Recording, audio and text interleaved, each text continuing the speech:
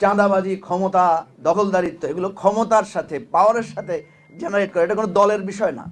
সমঝোতা কার সাথে? শেখ হাসিনার সাথে তো আমরা সমঝোতা করতে পারি নাই। দেখেন, আমরা ওনাকে প্রস্তাব দিয়েছিলাম যে আপনি কিছুই দরকার নাই, আপনি পদত্যাগ করে একটা ইলেকশন দেন। তো উনি যদি ইলেকশন দিতেন, হয়তো উনি সিট কত পেতেন না পেতেন, কিন্তু উনি তো পার্লামেন্টে থাকতেন। আজকে আমরা তাকে খুব মিস করি। তিনি কেমনে আছেন, কত কষ্ট করে থাকছেন। হ্যাঁ, মাঝে মাঝে ফোনে উনি নাকি 22 ঘন্টা ফোনেই কথা বলেন। তো আমরা ভারত সরকারকে বলবো ওনাকে ভালো চিকিৎসা দেন, কারণ ওনার মানসিক চিকিৎসার খুব দরকার। কারণ উনি সারা জীবন জপেছেন পালাবো না পালাবো না, শেষ পর্যন্ত তিনি পালিয়েছেন। তো সমঝোতা যদি না করেন, আপনি যতই ক্ষমতা ধরুন, দিন শেষে আপনাকে পালাতেই হবে।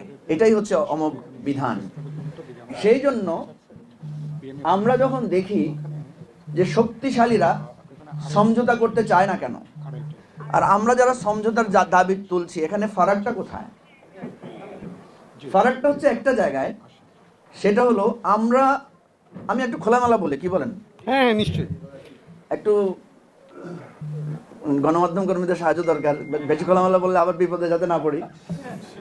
ধরেন, বিএনপিকে আপনি বিএনপির মাইন্ডসেট থেকে তো বুঝতে হবে, দেখতে হবে।